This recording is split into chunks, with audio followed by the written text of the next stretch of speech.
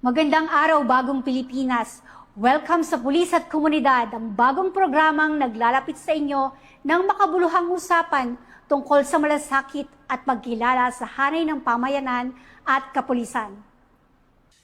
Sa ating tampok ngayong araw, bibigyan pansin natin ang isang makabuluhang outreach program na isinagawa sa Orani, Bataan para sa 50 batang may kapansanan mula sa Little Miracles of Bataan. Pinangunahan ito ng SMPI Orani Bataan Chapter, katuwang ang iba pang supporters, volunteer at police personnel upang makapaghatid ng tulong gaya ng disposable diapers, infant or children's milk, hygiene kits at food packs para sa mga benepisyaryo at kanilang mga pamilya. Ngunit higit pa sa mga material na tulong, ang aktibidad na ito ay sumasalamin sa mas mahalagang layunin, ang pagpapatibay ng ugnayan sa pagitan ng kapulisan at komunidad sa pamamagitan ng malasakit, pagkilala at makabuluhang pakikilahok. Bawat bata ay mahalaga. Bawat bata ay may karapatang kilalanin, igalang at suportahan ng komunidad. Sa mga batang may kapansanan, higit na mahalaga ang isang kapaligirang may pag-unawa, malasakit at pagkakataong maramdaman na sila ay mahalagang bahagi ng lipunan. Sa pamamagitan ng mga gawaing tulad nito, na ipapakita na ang tunay na pagkalinga ay hindi lamang nasusukat sa mga tulong na naiaabot kundi sa paraan ng paggalang sa dignidad ng bawat bata at ng kanilang pamilya. Sa isang komunidad na nagkakaisa, ang mga bata ay hindi lamang tumatanggap ng suporta, sila ay kinikilala, pinapahalagahan at inaakbayan ng mga sektor na handang makibahagi sa kanilang kapakanan. Kapag ang komunidad at kapulisan ay sama-samang kumikilos para sa kabutihan ng kabataan, higit na nagiging makahulugan ang diwa ng serbisyong may puso. Ang outreach program na ito ay inihanda bilang isang konkretong hakbang upang makapaghatid ng tulong at suporta sa mga batang may kapansanan mula sa Little Miracles of Bataan at sa kanilang mga pamilya. Sa pagtutulungan ng mga organizer, volunteers, community partners at police personnel, naging maayos at organisado ang paghahanda ng programa mula sa pagdating ng mga pamilya hanggang sa aktwal na pamamahagi ng tulong.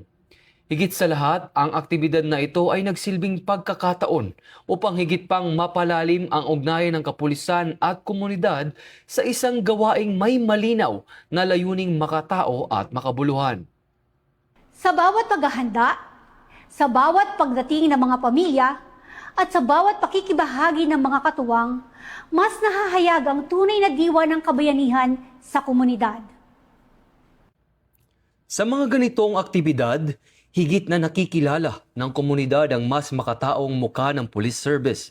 Hindi lamang sa pagpapanatili ng kaayusan at seguridad na susukat ang papel ng kapulisan kundi maging sa kakayahan nitong makibahagi sa mga gawaing nagpapalakas ng ugnayan, tiwala at malasakit sa mamamayan. Sa bawat pag-alalay, pakikisalamuha at pakikiisa sa mga pamilya, mas napapalapit ang serbisyo ng pulisya sa komunidad. Ang ganitong presensya ay mahalaga lalo na sa mga gawaing nakatuon sa kapakanan ng mga bata at sektor na higit na nangangailangan ng suporta. Dito na ipapakita na ang pulis at mamamayan ay tunay na magkaagapay sa paglilingkod, nagkakaisa sa layuning makapaghatid ng pag-asa, paggalang at konkretong tulong sa komunidad. Sa pahayag ng hepe ng Orani MPS, malinaw na ang epektibong police service ay higit na nagiging makabuluhan kapag ito ay may kasamang aktibong pakikipag-ugnayan, malasakit at pakikiisa sa komunidad. Sa pamamagitan ng mga programang pangkomunidad at patuloy na pakikipag-ugnayan sa mamamayan, higit na naipapakita ng Orani MPS ang serbisyong may malasakit at pananagutan sa publiko. Ang SMPII po sir, as a background, palagi po namin kasama sa lahat po ng event dito sa Orani. Through their help and other NGOs po na papanatili po nating maayos yung ating mga events po dito sa Orani po.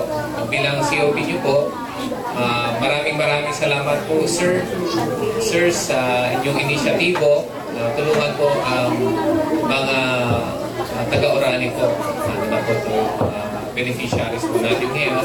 Ito ay isang pagpapatunay na ang inyong dedikasyon at advokasya ay para talaga sa kapwa Pilipino na nangangailangan.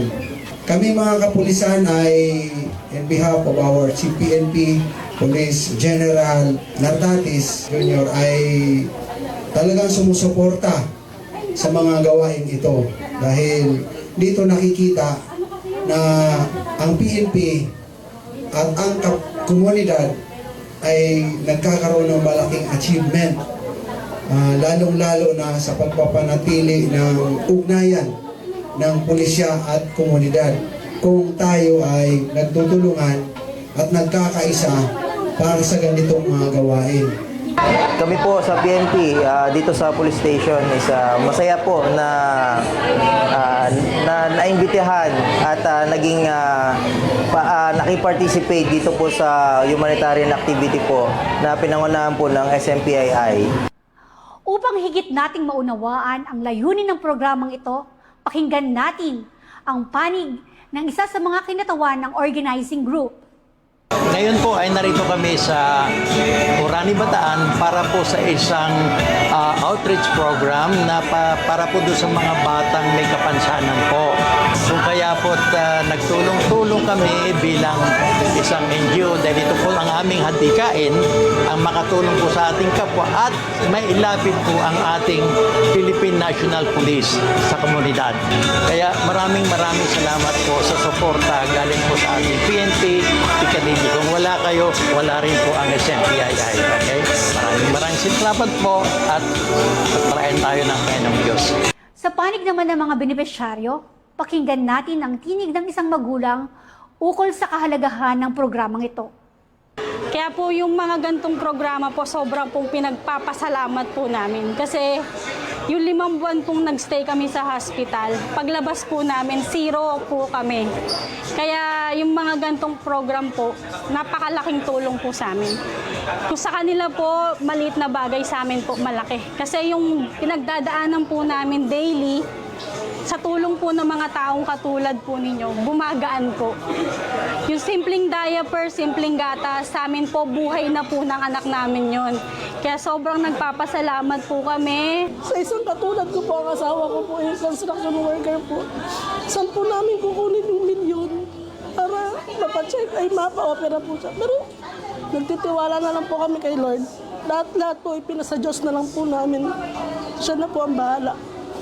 Thank you po kasi masasabi ko po sa SMPII, more blessing pa po sa inyo para mas marami pa po kayong matulungan. Hindi lang po sa anak ko, sa ibang bata pa po. Maraming salamat po sa inyo. God bless po.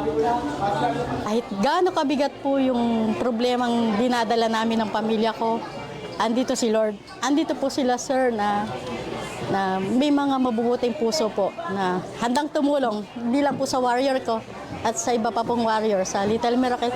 At marami pong salamat kila sir. At sana po mas marami pa po silang matulungan. Sa bawat pahayag ng pasasalamat at sa bawat pakikiisa ng komunidad, higit na tumitibay ang mensahe na ang paglilingkod ay nagiging mas makahulugan kapag ito ay sama-samang isinasagawa. Hindi lamang tulong ang naihatid sa programang ito, kundi pag-asang may komunidad at may mga institusyong handang umagapay sa mga pamilyang may espesyal na pangangailangan. Sa pagtatapos ng tampok nating ito, malinaw na ang tunay na sukotan ng isang matatag na komunidad ay hindi lamang nakikita sa kaayusan, kung hindi sa antas ng malasakit, paggalang at pagtutulungan ng bawat sektor. Sa pamamagitan ng outreach program na ito sa Orani, Bataan, muling napatunayan na ang pulis at komunidad ay mas naging mabisa kapag may kaagapay sa paglilingkod. Sa bawat simpleng pag-abot ng tulong, sa bawat pag-alay sa mga pamilya, at sa bawat pagkilalang ang bawat bata ay may halaga at may dignidad, mas tumitibay ang pundasyon ng tiwala at pakikipagkapwa sa komunidad. At sa mga gawaing tulad nito, higit na ipapakita na ang serbisyong tapat at nararamdaman ng publiko ay may puso, malasakit, at may konkretong saysay sa buhay ng mamamayan. Ito ang bagong PNP para sa bagong Pilipinas. Serbisyong mabilis, tapat at nararamdaman.